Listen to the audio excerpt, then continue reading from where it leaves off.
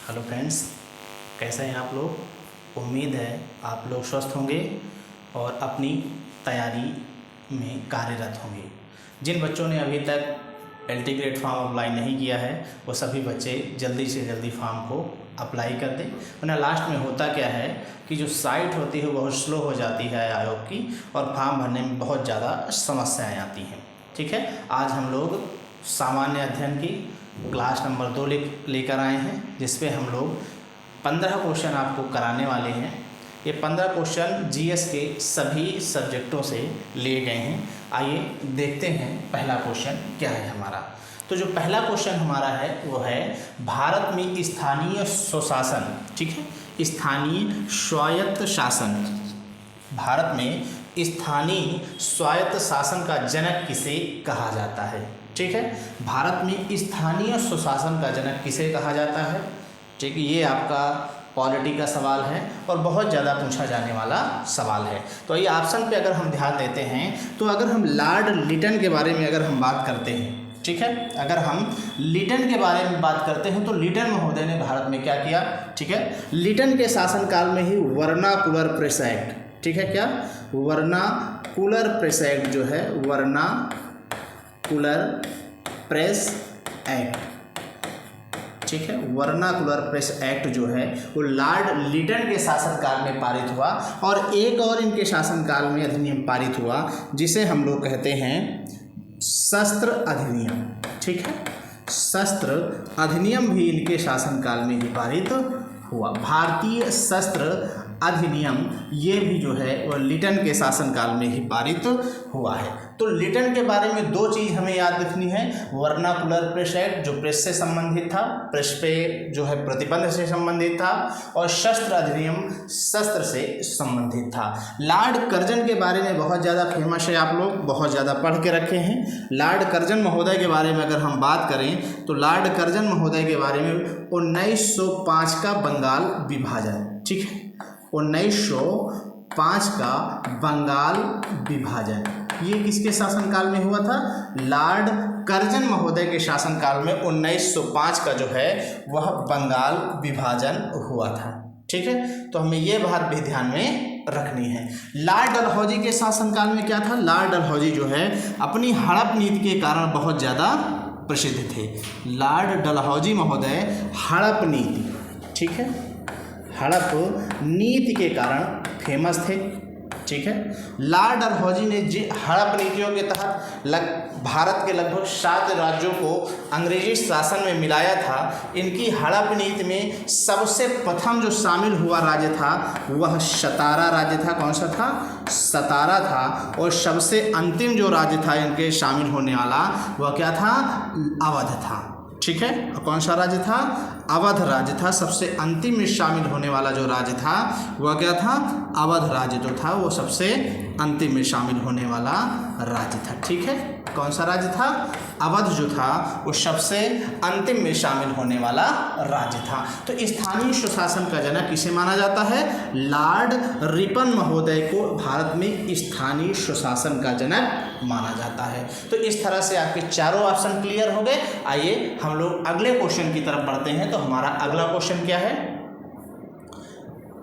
अगला क्वेश्चन क्या है, भारत के राष्ट्रपति पर महाभियोग चलाने के लिए कम से कम, ठीक है, भारत के राष्ट्रपति पर महाभियोग चलाने के लिए कम से कम कितने दिनों पूर्व सूचना आवश्यक है। तो सबसे पहले अगर हम बात करें तो राष्ट्रपति के महाभियोग की जो प्रक्रिया है वो संविधान के किस आर्टिकल में दी गई है। ठीक है, राष्ट्रपति पर महाभियोग की जो प्रक्रिया है राष्ट्रपति पर वह अनुच्छेद 61 के तहत समाहित। ठीक है, भारतीय संविधान में कहाँ समाहित की गई है, आर्टिकल 61 में राष्ट्रपति पे महाभियोग की प्रक्रिया समाहित है। अब बात आती है कि राष्ट्रपति पे महाभियोग किस सदन में लाया जा सकता है, तो संसद के दोनों सदनों में। ठीक है, लोकसभा, संसद के 2 सदन हैं, लोकसभा और राज्य सभा। ठीक है, जो महाभियोग की प्रक्रिया है वो संसद के दोनों सदनों में, लोकसभा और राज्यसभा में राष्ट्रपति के विरुद्ध लाई जा सकती है।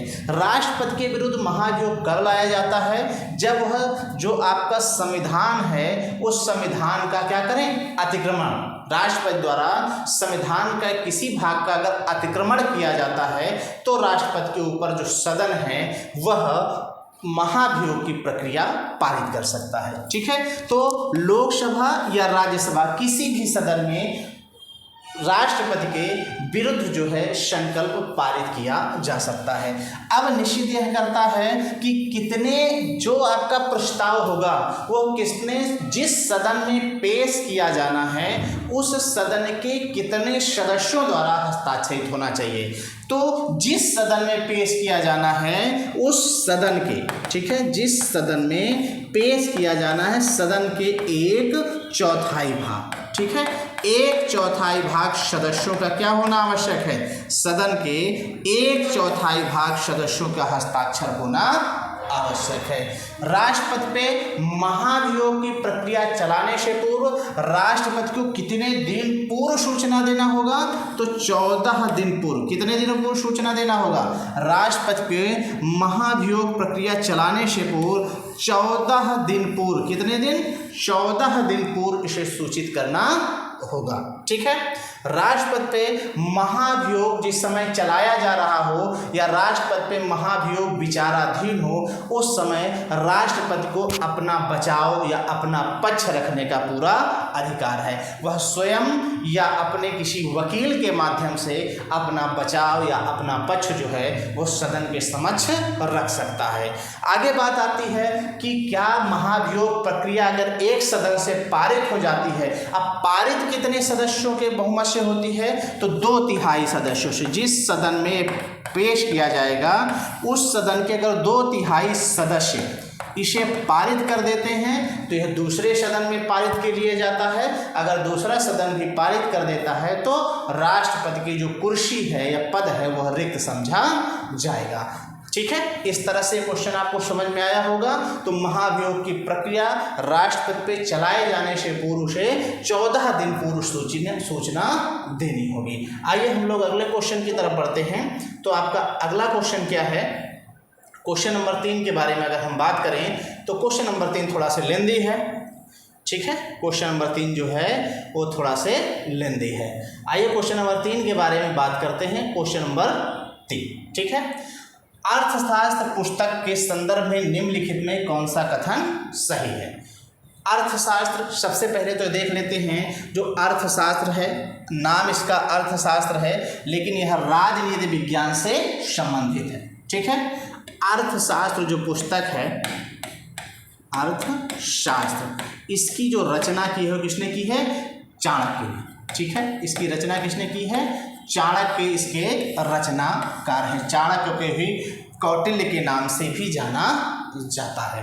ठीक है, तो अर्थशास्त्र पुस्तक किससे संबंधित है? तो यह एक राजनीति विज्ञान की पुस्तक है। किसकी पुस्तक है? राजनीति विज्ञान की यह पुस्तक है। ठीक है, जो अर्थशास्त्र है यह आपके राजनीति विज्ञान की पुस्तक है। ठीक है, किससे संबंधित है? यह मौर्य काल से संबंधित है।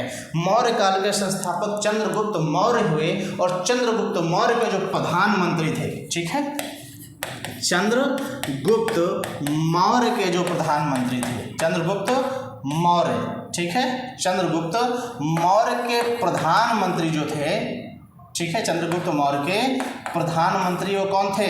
चाणक्य थे। कौन था? चंद्रगुप्त मौर्य के जो प्रधानमंत्री थे वो चाणक्य थे।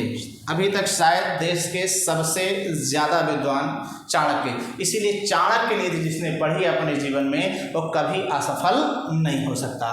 तो आइए इस संदर्भ में क्या क्वेश्चन दिए गए हैं इसके बारे में बात कर लेते हैं। निम्नलिखित में कौन सा कथन सही? हमें ये बताना है कि निम्नलिखित में से कौन सा कथन सही है। ठीक है, यह भारतीय राज शासन, राज व्यवस्था के संबंध में उपलब्ध प्राचीनतम साक्ष्य है, बिल्कुल सही है। ठीक है, आपका नंबर 1 सही है। यह भारतीय राज शासन के संबंध में उपलब्ध प्राचीनतम उत्कृष्ट रचना है। ठीक है, दूसरा विकल्प क्या कहता है, इस पुस्तक में मौर्य साम्राज्य तथा शासन तंत्र का कोई साक्ष्य नहीं। अब देखिए यहाँ नहीं लिख दिया, यही सबसे गलत बात कर दी। ठीक है, क्या है इसमें, इस पुस्तक में मौर्य साम्राज्य तथा शासन तंत्र का उल्लेख मिलता है, इसलिए आपका जो दूसरा ऑप्शन है वो क्या है, गलत है। ठीक है, तो निम्नलिखित नीचे दिए गए कोटों में सही विकल्प क्या होगा, तो केवल कौन सा ऑप्शन सही होगा, केवल अगर आप देखेंगे यहाँ पर तो इसमें केवल आपका जो एक ऑप्शन है, केवल क्या सही होगा, केवल एक सही होगा। क्या सही होगा, केवल एक ही आपका सही होगा, 1 नंबर सही है, दूसरा आपका गलत है, तो केवल एक ऑप्शन आपका सही है। समझ गए इसको। आगे बढ़ते हैं हम लोग अगले क्वेश्चन की तरफ। ठीक है, क्वेश्चन नंबर 3 क्या कहता है, इसके बारे में जान लेते हैं। जो क्वेश्चन नंबर 3 है, निम्नलिखित में किस ग्रंथ में कहा गया है कि वे जो संस्कृत भाषा शुद्ध नहीं बोल सकते मतेच्छ। अब देखिए हम मतेच्छ जो है वो गलत लिखा है, मतेच्छ नहीं होगा, म्लेच्छ होगा। क्या है वो, म्लेच्छ। ठीक है, म्लेच्छ होगा, मतेच्छ नहीं होगा। म्लेच्छ के बारे में बात कही गई है। ठीक है,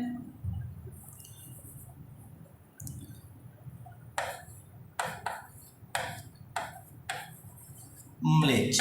ठीक है, अब म्लेच्छ शब्द किससे संबंधित है, म्लेच्छ शब्द का जो संबंध है वो आपके यजुर्वेद से संबंधित है। म्लेच्छ शब्द किससे संबंधित है, आपके यजुर्वेद से संबंधित है। ठीक है, जो म्लेच्छ शब्द है वो आपके यजुर्वेद से संबंधित है। तो म्लेच्छ शब्द का जो उपयोग किया गया है वो कहाँ किया गया है, अब देखिए यजुर्वेद के जो ब्राह्मण है वो कौन सा ब्राह्मण है, शतपथ ब्राह्मण है। यजुर्वेद का जो ब्राह्मण है वो शतपथ है। शतपथ ब्राह्मण में म्लेच्छ शब्द का उपयोग किया गया है। तो क्वेश्चन का जो आंसर है वो आपका शतपथ ब्राह्मण आ जाएगा। अब यहाँ पर ये श्वेताश्वर बेताश्वर नहीं है, ये आपका श्वेताश्वर है। ठीक है, श्वेताश्वर उपनिषद है। अब श्वेताश्वर उपनिषद में क्या बातें कही गई हैं, आइए ये देख लेते हैं। जो आपका श्वेताश्वर उपनिषद है इसमें मोक्ष और नवधा भक्ति की बात कही गई है। किसकी बात कही गई, आइए यहाँ देख लेते हैं। इसमें मोक्ष, ठीक है, मोक्ष और नवधा भक्ति, नवधा भक्ति के बारे में बात कही गई है। इसी नवधा भक्ति को तुलसीदास ने रामचरितमानस में बहुत अच्छे से व्याख्या की है। प्रथम भगति संतन करिशंगा, दूसर रतिमम कथा प्रसंगा। उन्होंने अपनी चौपाइयों के माध्यम से नवधा भक्ति का प्रयोग किया है। मोक्ष और नवधा भक्ति की बात जो है वह श्वेताश्वर उपनिषद में की गई है। गोपद किसका ब्राह्मण है, अगर हम गोपद की बात करें तो गोपद जो है आपका जो चौथा वेद है, ठीक है, जो आपका अथर्ववेद है। गोपद ब्राह्मण किससे संबंधित है, अथर्ववेद से संबंधित है। ठीक है, अथर्ववेद से आपका संबंधित है। ठीक है, बृहदारण्य उपनिषद में क्या बात कही गई, आइए देख लेते हैं। अगर हम बृहदारण्य उपनिषद की बात करते हैं तो बृहदारण्य उपनिषद में ही पुनर्जन्म का सिद्धांत, ठीक है, कि व्यक्ति का मरने के बाद पुनः जन्म होता है, आत्मा एक शरीर को छोड़कर दूसरे शरीर में प्रवेश कर जाती है। तो बृहदारण्य उपनिषद में ही पुनर्जन्म की बात कही गई। किसकी, पुनर्जन्म की जो बात है वो किस में कही गई है, बृहदारण्य उपनिषद में ही पुनर्जन्म के सिद्धांत की बात कही गई है। और यह भी कहा गया है अहम ब्रह्मास्मि। ठीक है, यहीं पर इसी बृहदारण्य उपनिषद में गार्गी और याज्ञवल्क्य, ठीक है, गार्गी और याज्ञवल्क्य,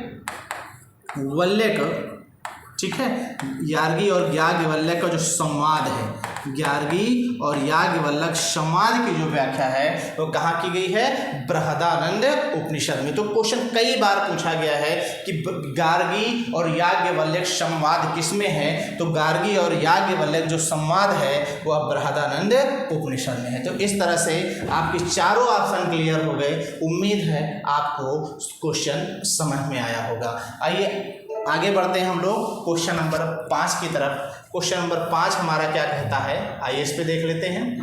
क्वेश्चन नंबर 5 कहता है निम्नलिखित में से कौन सा युग्म सही सुमेलित नहीं है। हमें ये बताना है कौन सा सही सुमेलित नहीं है। ठीक है, हमें बताना है कौन सा सही सुमेलित नहीं है। ठीक है, मूंगफली की प्रजाति कौन से, एक तरफ फसल दी है, दूसरा प्रजातियां दी हैं। तो मूंगफली की जो प्रजाति है कौशल है, बिल्कुल सही है।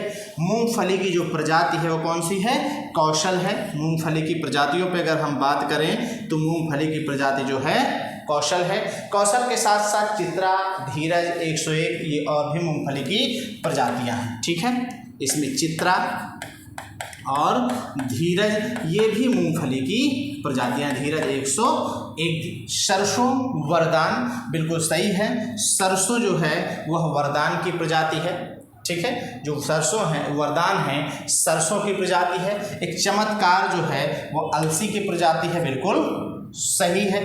ठीक है, चमत्कार जो है अलसी की प्रजाति है। अब देखिए यहाँ पे दिया गया है चना, उदय चना की प्रजाति नहीं है। ठीक है, यही ऑप्शन आपका गलत हो गया। ठीक है, चना जो है उदय की प्रजाति नहीं है। चना में आपने डेवलपमेंट सुना होगा। ठीक है, चने की और भी कई सारी प्रजातियां उपलब्ध हैं। ठीक है, तो कौन सा ऑप्शन सही हुआ, ऑप्शन डी आपका सही हुआ। चना जो है उदय की प्रजाति नहीं है। ठीक है, अगले क्वेश्चन की तरफ हम लोग बढ़ते हैं। नेक्स्ट क्वेश्चन क्या है हमारा, अगला क्वेश्चन है हमारा क्वेश्चन नंबर 6। क्वेश्चन नंबर 6 क्या कहता है, निम्नलिखित में कौन सा युग्म सही सुमेलित नहीं है। ठीक है, निम्नलिखित में कौन सा युग्म सही सुमेलित नहीं है। अगर यहाँ हम बात करें मूंगफली में, तो मूंगफली में फली छेदक रोग भी लगता है, बिल्कुल सही है। मूंगफली में कौन सा रोग लगता है, फली छेदक। और यहाँ पर एक और रोग लगता है टिक्का, उसे कहा जाता है, क्या कहा जाता है, टिक्का रोग कहा जाता है। मूंगफली में टिक्का नामक रोग भी लगता है। ठीक है, तो यहाँ फली छेदक के साथ साथ एक और है टिक्का रोग। ठीक है, कौन सा रोग लगता है, टिक्का रोग भी लगता है। चने में फली छेदक रोग सही है, धान में बंका रोग और मक्का में तना छेदक रोग। ये सारे जो है ऑप्शन, इसमें क्वेश्चन के रिगार्डिंग कोई सा सुमेलित नहीं है। ठीक है, सभी ऑप्शन सही हैं। ये एलटी 2018 में पूछा गया सवाल है। एलटी ग्रेड 2018 की जो भर्ती हुई थी, ठीक है, एलटी 2018 में इसमें आयोग ने सभी को सही माना है, इसलिए इस क्वेश्चन पे सभी को कॉमन जो है नंबर प्रदान किए गए हैं। ठीक है, अगले क्वेश्चन की हम लोग बात करते हैं। तो अगला क्वेश्चन जो 6 नंबर है, 7 नंबर, उस पर देख लेते हैं। 7 नंबर क्वेश्चन क्या कहता है, निम्नलिखित जनगणना वर्षों में से किसे भारत में महान विभाजक या महाविभाजक वर्ष के रूप में जाना जाता है। ठीक है, महाविभाजक वर्ष के रूप में किसे जाना जाता है। मोस्ट इंपॉर्टेंट क्वेश्चन है, बहुत ज़्यादा पूछा जाता है। जहाँ जहाँ जनसंख्या आपकी पूछी जाती है वहाँ पे ये क्वेश्चन आपका जरूर। अगर हम जनगणना पे बात करें, ठीक है, भारत में जनगणना की अगर शुरुआत की बात करें, ठीक है, भारत के संदर्भ में जनगणना की जो शुरुआत हुई, जनगणना की जो शुरुआत है वो किसके काल में हुई और कब हुई, ये क्वेश्चन बहुत बार पूछा गया है। जनगणना की जो शुरुआत है वो कब हुई भारत में, 1872 ईस्वी में। 1872 में कौन सा गवर्नर होता है भारत में, तो जो गवर्नर होता है वो मेयो होता है। कौन, लॉर्ड मेयो के शासनकाल में भारत में प्रथम जनगणना 1872 में हुई। अब अगर हम बात करें तो नियमित जनगणना के बारे में अगर हम बात करें, ठीक है, नियमित जनगणना, तो नियमित जनगणना की जो शुरुआत होती है वो होती है 1881 से। नियमित जनगणना के बारे में बात करें तो नियमित जनगणना की शुरुआत जो होती है वो होती है 1881 से। उस समय भारत में जो गवर्नर होता है वो होता है रिपन। किसका शासन होता है भारत में, रिपन के शासनकाल में नियमित जनगणना की शुरुआत होती है। ठीक है, तो ये दो क्वेश्चन आपको यहाँ से उम्मीद है स्पष्ट समझ में आए होंगे। ठीक है, अब हम बात करते हैं क्वेश्चन क्या कहता है, महान विभाजक वर्ष। अगर हम देखें 1911 से लेकर 1921 जो दशक रहा, 1911 से लेकर ठीक है। 1911 से लेकर 1921 का जो ये है एक दशक रहा, इस पे जनसंख्या में ऋणात्मक वृद्धि दर्ज की गई, ठीक है। जनसंख्या में ऋणात्मक वृद्धि दर्ज की गई, इसी को ध्यान, तो सन 2021 को, ठीक है, जनसंख्या का महान विभाजक वर्ष के रूप में जाना जाता है, ठीक है। किसके रूप में जाना जाता है? महान विभाजक वर्ष के रूप में जाना जाता है। किसे जाना जाता है? 2021 को। आइए बात कर लेते हैं 1951 के बारे में। तो स्वतंत्र भारत की प्रथम जनगणना, ठीक है, स्वतंत्र भारत की प्रथम जनगणना जो हुई थी वो कब हुई थी? 1951 में स्वतंत्र भारत की प्रथम जनगणना हुई थी, और उस समय जो जनगणना आयुक्त थे वो R.A. गोपाल स्वामी थे, ठीक है। तो जनगणना आयुक्त कौन थे? R.A. गोपाल स्वामी। R.A. गोपाल स्वामी जो थे वे उस समय क्या थे? जनगणना आयुक्त है। तो क्वेश्चन पूछा जाता है स्वतंत्र भारत की जनगणना कब हुई थी? तो स्वतंत्र भारत की जनगणना 1951 में हुई थी। प्रथम जनगणना की शुरुआत 1872 लॉर्ड मेयो के शासनकाल में। नियमित जनगणना जो है वो 1881 में रिपन के शासनकाल में शुरू हुई। महान विभाजक वर्ष जो है 1921 को कहा जाता है। तो इस तरह से ये क्वेश्चन आपको समझ में आया होगा। आइए अगले क्वेश्चन की तरफ बढ़ते हैं। नेक्स्ट क्वेश्चन हमारे पास क्या है? अगला क्वेश्चन हमारे पास, दुधवा नेशनल पार्क निम्नलिखित में किस राज्य में स्थित है? ठीक है, तो क्वेश्चन देख के आप लोगों आंसर तो आ ही गया होगा, क्योंकि सब उत्तर प्रदेश के निवासी हो और उत्तर प्रदेश के बारे में लगभग सभी चीज़ें तो आप लोग आसानी से जानते ही हो। अगर हम बात करें कि दुधवा राष्ट्रीय पार्क निम्नलिखित में कहाँ है, किसे नहीं पता होगा कि दुधवा, चंद्रप्रभा, किशनपुर, ये सब राष्ट्रीय जो उद्यान हैं और नेशनल पार्क, ये सब कहाँ स्थित हैं? ये सब उत्तर प्रदेश में स्थित हैं। तो आंसर जो होगा आपका वो क्या होगा? उत्तर प्रदेश, ठीक है। दुधवा राष्ट्रीय उद्यान जो है वो आपका कहाँ स्थित है? उत्तर प्रदेश में स्थित है। असम में कौन कौन से राष्ट्रीय उद्यान हैं? बहुत फेमस है, ठीक है। असम के अगर राष्ट्रीय उद्यान के बारे में बात करें तो मानस, कौन सा? मानस राष्ट्रीय उद्यान नेशनल पार्क, काजीरंगा राष्ट्रीय उद्यान, ठीक है। मानस राष्ट्रीय उद्यान, काजीरंगा राष्ट्रीय उद्यान, ये सब कहाँ स्थित हैं? असम में स्थित हैं। अगर हम उत्तराखंड के बारे में बात करें कि कौन से राष्ट्रीय उद्यान उत्तराखंड में स्थित हैं, तो उत्तराखंड में आपका जिम कॉर्बेट, ठीक है, राजाजी जिम कॉर्बेट, ठीक है, जिम कॉर्बेट, राजाजी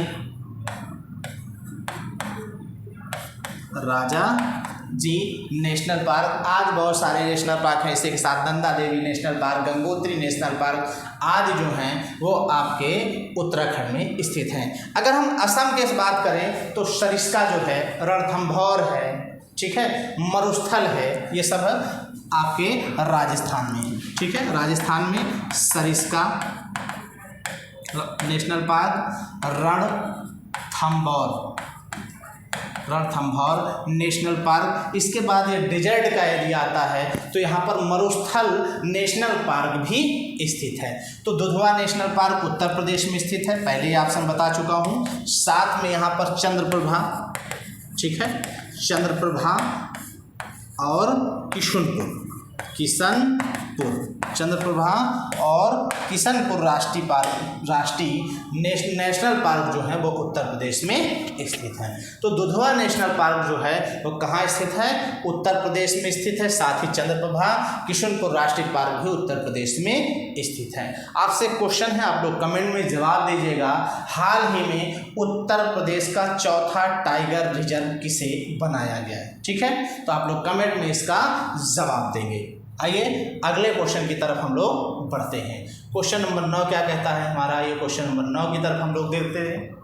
माल्थस के अनुसार, ठीक है, माल्थस के अनुसार निम्नलिखित में कौन सा उपाय जनसंख्या नियंत्रण में सर्वाधिक प्रभावी है।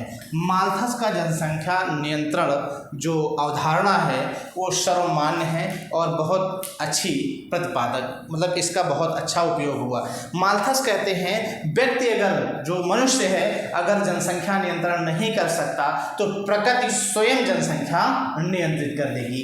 जहाँ जहाँ जनसंख्या भार अधिक हो जाएगा वहाँ जो है महामारी या कुछ प्राकृतिक आपदाएं आ जाएंगी, जिसके कारण जनसंख्या स्वयं नियंत्रित हो जाएगी। 2020 का आपने देखा कोरोना महामारी, बहुत सारे लोग जनसंख्या नियंत्रित में प्रकृति ने योगदान दिया। ठीक है, जनसंख्या नियंत्रण में सबसे अधिक जो प्रभावी है, आप युद्ध के माध्यम से जनसंख्या को नियंत्रित नहीं कर सकते। ठीक है, आप युद्ध के माध्यम से, आपदाएं आएगी उसके माध्यम से जनसंख्या नियंत्रण प्रभावित तो होगा, लेकिन बहुत अच्छे तरीके से सामाजिक बुराइयां फैलाकर आप जनसंख्या, लेकिन हाँ आप जन्म दर घटाकर, क्या को, जन्म दर को नियंत्रित करके या जन्म दर को घटाकर, जन्म दर को नियंत्रित करके या जन्म दर घटा के आप जनसंख्या नियंत्रण उपाय बहुत तेजी से लागू कर सकते हैं। ठीक है, भारत की आबादी विश्व में नंबर 1 की आबादी होने जा रही है। भारत सरकार को चाहिए कि भारत में कुछ ऐसा जनसंख्या नियंत्रण कानून लाए जिससे आबादी को स्थिर बनाया जा सके। ठीक है, अगले क्वेश्चन की तरफ हम लोग बढ़ते हैं। क्वेश्चन नंबर 10 हमारे पास है। क्वेश्चन नंबर 10 क्या कहता है, निम्नलिखित में किस राज्य में 2011 की जनगणना में जनसंख्या का ह्रास हुआ है? क्या हुआ है? जनसंख्या में कमी दर्ज की गई है। 2011 की जनसंख्या में भारत का ऐसा कौन सा राज्य है जहां जनसंख्या में कमी दर्ज की गई? ठीक है, केरल, सिक्किम, नागालैंड या मणिपुर। ठीक है, अगर हम बात करें सर्वाधिक जनसंख्या वाला राज्य, ठीक है, भारत के संदर्भ में देखें तो जो सर्वाधिक जनसंख्या वाला राज्य, सर्वाधिक जनसंख्या वाला जो राज्य है, ठीक है, सर्वाधिक जनसंख्या वाला जो राज्य है वो कौन सा है? सर्वाधिक जनसंख्या वाला राज्य क्या है? उत्तर प्रदेश। ठीक है, जो आपका यूपी है, उत्तर प्रदेश, यह भारत में सर्वाधिक जनसंख्या वाला राज्य है। अगर हम देखें भारत में सबसे कम जनसंख्या किस राज्य की है तो सिक्किम। ठीक है, सिक्किम क्या है? सबसे कम जनसंख्या, सबसे कम जनसंख्या जो है, सबसे कम जनसंख्या जो है, सॉरी, सबसे कम जनसंख्या जो है, सबसे कम जनसंख्या किस राज्य की है? सिक्किम की। ठीक है, लेकिन जो सबसे ज़्यादा कमी हुई है 2011 की जनगणना में वो किस राज्य में हुई है? नागालैंड। ठीक है, सबसे ज़्यादा जो कमी प्रदर्शित हुई है 2011 की जनसंख्या में, जिस राज्य में जनसंख्या में ह्रास हुआ है, कमी दर्ज की गई है, वो राज्य है आपका नागालैंड। अगर हम केरल के बारे में बात करें, ठीक है, अगर हम केरल के बारे में बात करें तो सर्वाधिक साक्षर राज्य जो है, चाहे महिला हो चाहे पुरुष हो, तो सर्वाधिक साक्षर राज्य जो है वो कौन सा है? केरल है, सर्वाधिक साक्षर राज्य। ठीक है, सर्वाधिक साक्षर राज्य जो है वो आपका केरल है। अगर हम बात करें कि अगर 2011 की जनगणना में सर्वाधिक कमी जो है वह कहाँ दर्ज की गई? जनसंख्या ह्रास, तो जनसंख्या ह्रास जो है वो आपका नागालैंड में दर्ज हुआ, लेकिन सर्वाधिक जनसंख्या वृद्धि जो है वो मेघालय में दर्ज की गई। इस बात को भी नोट कर लेना, सर्वाधिक जनसंख्या वृद्धि जो थी, ठीक है, सर्वाधिक जनसंख्या वृद्धि, सर्वाधिक जनसंख्या वृद्धि जो है, सर्वाधिक जनसंख्या, सर्वाधिक जनसंख्या वृद्धि जो है वह मेघालय में दर्ज की। कहाँ दर्ज की गई?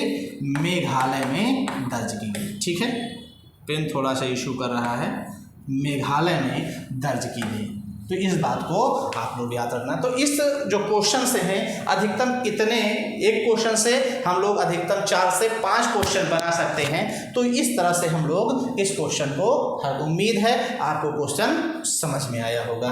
आइए अगले क्वेश्चन की तरफ बढ़ते हैं। क्वेश्चन नंबर 11 क्या कहता है? क्वेश्चन नंबर जो 11 है वो कहता है निम्नलिखित में कौन सी नदी ऑस्ट्रेलिया में नहीं बहती? ठीक है, निम्नलिखित में कौन सी नदी जो है ऑस्ट्रेलिया में नहीं बहती?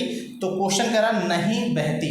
3 नदियां हैं जो ऑस्ट्रेलिया में बह रही हैं, एक नदी है जो ऑस्ट्रेलिया में नहीं बह रही है, जो है आपकी हंटर रिवर ऑस्ट्रेलिया में प्रवाहित होती है। ठीक है, हंटर रिवर ऑस्ट्रेलिया में प्रवाहित होती है। ठीक है, इसके बाद फ्लिंडर्स रिवर भी ऑस्ट्रेलिया में प्रवाहित होती है। अगर हम बात करें गिलबर्ट रिवर की तो ये भी ऑस्ट्रेलिया में प्रवाहित होती है। जो आपकी ऑरेंज नदी है, कौन सी नदी? ऑरेंज नदी, ये ऑस्ट्रेलिया में ना प्रवाहित होकर दक्षिण अफ्रीका और नामीबिया, ठीक है, कहाँ पर? दक्षिण अफ्रीका और नामीबिया, ठीक है,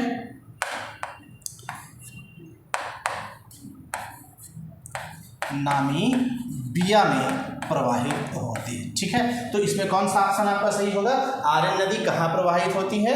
दक्षिण अफ्रीका और नामीबिया की सीमा बनाती है। ठीक है, अगले क्वेश्चन की तरफ हम लोग बढ़ें तो क्वेश्चन नंबर 12 हमारा क्या कहता है ये देख लेते हैं। क्वेश्चन नंबर आपका 12 कहता है निम्नलिखित में से किस राज्य में तेल शोधनशाला नहीं है? ठीक है, किस राज्य में ऑयल रिफाइनरी, तेल शोधनशाला, ऑयल रिफाइनरी किस राज्य में नहीं? ठीक है, तो अगर हम ऑयल रिफाइनरी की बात करें तो वर्तमान भारत में कितनी ऑयल रिफाइनरियां हैं? 23 ऑयल रिफाइनरियां हैं भारत में। कितनी है? 23 ऑयल, 23। ठीक है, तेल शोधनशाला की अगर बात करें, तेल शोधन, अगर हम तेल शोधन शाला की अगर बात करें भारत में तो इसकी जो संख्या है, ठीक है, वो कितनी है? 23 शोधनशालाएँ हैं। ठीक है, सबसे बड़ी, क्वेश्चन कई बार पूछा जाता है, सबसे बड़ी तेल रिफाइनरी, भारत की सबसे बड़ी, ठीक है, भारत की सबसे बड़ी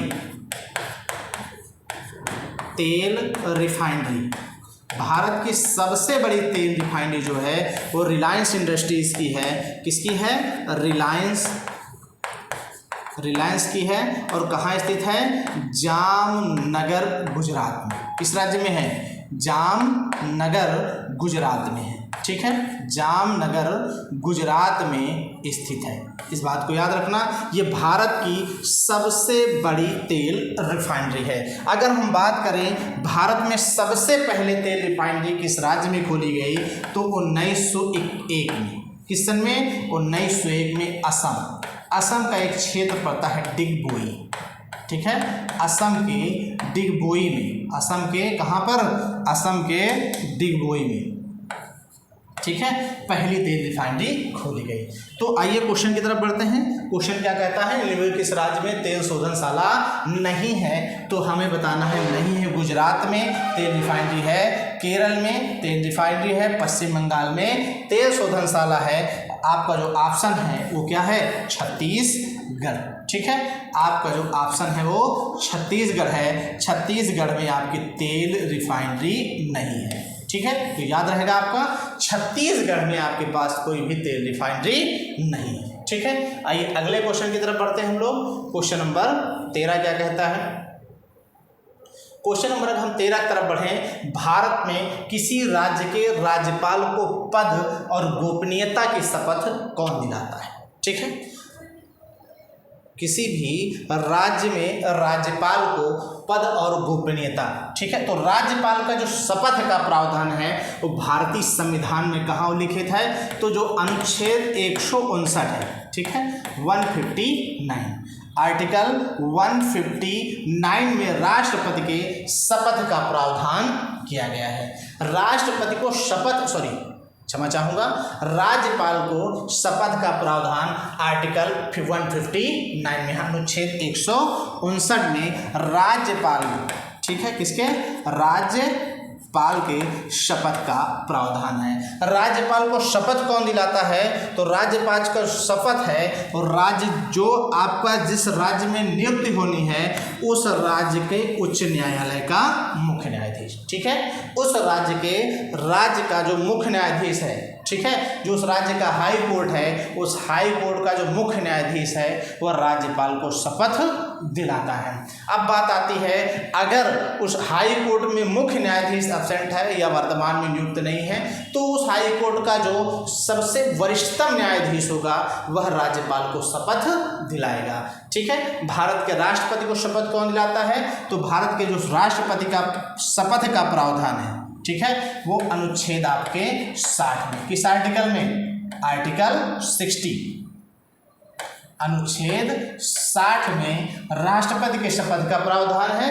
राष्ट्रपति का जो शपथ है वो कौन दिलाता है? राष्ट्रपति को शपथ जो है सुप्रीम कोर्ट का मुख्य न्यायाधीश दिलाता है। अगर अनुपस्थित है तो जो सबसे वरिष्ठतम न्यायाधीश है वो राष्ट्रपति को शपथ दिलाता है। उपराष्ट्रपति के शपथ का जो प्रावधान है वो आर्टिकल 69 में है, ठीक है।